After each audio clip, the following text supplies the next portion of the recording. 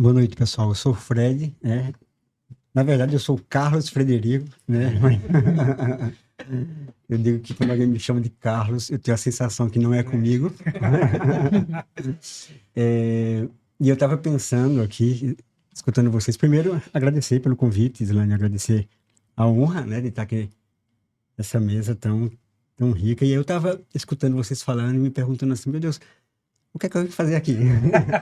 Do tipo assim, o que é que eu tenho a contribuir nesse processo e essa primeira pergunta sua sobre quem sou eu, né, e o que é o TDAH. E aí eu estava escutando a Laila, inclusive eu fazer um depoimento pessoal aqui, que eu não, acho que é o primeiro contato mais próximo que eu tenho com a Laila, mas eu conheço o trabalho da Laila através do meu filho, né? Meu filho foi estudante e acabou agora o ensino fundamental. E a Laila, assim, eu não sei nem se ela sabe, mas ela foi uma pessoa muito importante nesse processo com ele. E era muito legal para mim, enquanto psicólogo, ter um filho que chegava em casa falando bem da psicóloga da escola, né? Então, assim, eu me sentia muito representado, Laila. E, assim, agradecer a você pelo carinho. Eu sei que é um carinho a todos, né? Mas, em particular, me sinto muito grato por essa possibilidade de estar com você aqui hoje. E aí fico pensando assim, sabe, gente? Eu sou meio que um híbrido, né? Hoje eu me vejo como um psicólogo muito mestiço. Por que estou falando isso? Acho que até o Vislânio, quando estava conversando comigo sobre esse convite, eu não sabia se eu vinha falar do lugar da fenomenologia existencial ou se vinha falar do lugar da neurociência, porque, na verdade, esses dois lugares, eles são lugares que foram me constituindo nessa trajetória. E eu acho que quanto mais eu estudo neurociência, quanto mais eu estudo psicobiologia hoje, mais eu me vejo fenomenólogo, né?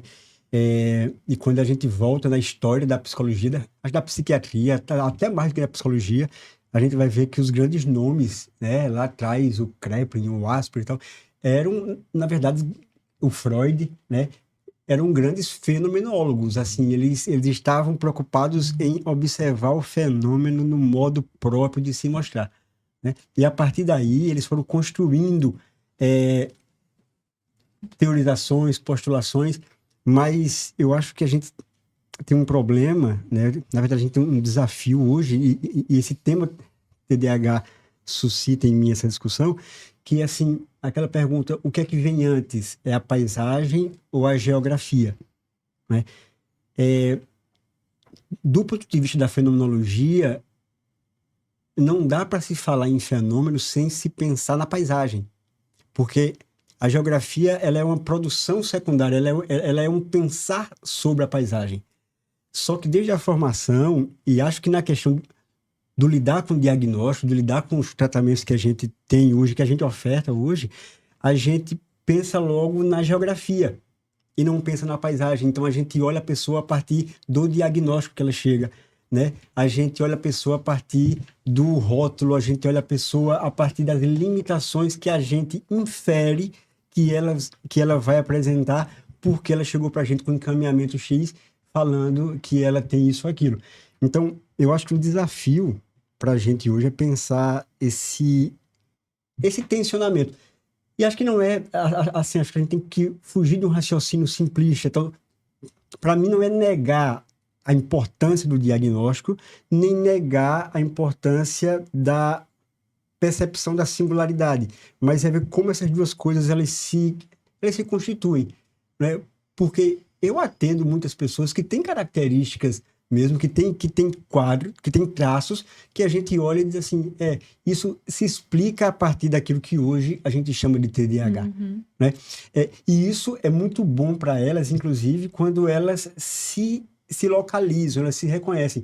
É meio aquela história do patinho feio, né? Então, a pessoa, ela sempre, principalmente as pessoas da minha geração, eu acho que hoje em dia os mais novos, discutir sobre TDAH já está virando uma coisa mais comum, sobre saúde mental como um todo.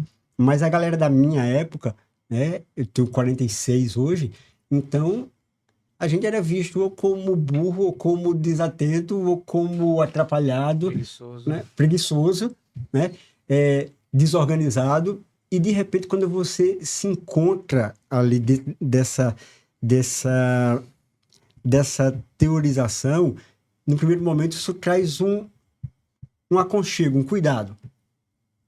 O difícil para mim é que eu acho que a gente não pode, né, ficar nisso.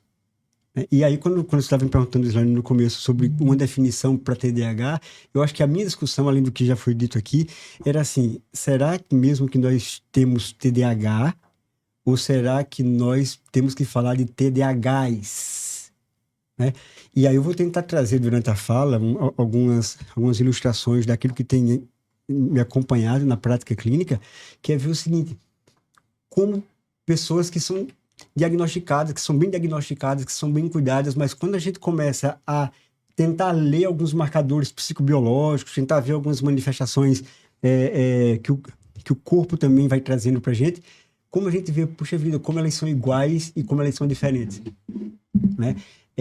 E se a gente não atenta para isso, a gente transforma as nossas intervenções em um leito de procusto, né? A gente vai estar sempre na luta por enquadrar as pessoas e assim, a figura de Procrusto na mitologia era uma figura que ele tinha um leito, ele tinha uma cama, e quando ele capturava as suas vítimas, ele as colocava na sua cama, e o curioso era, se a pessoa fosse maior do que a cama, ele cortava as extremidades para que ela ficasse do tamanho da cama.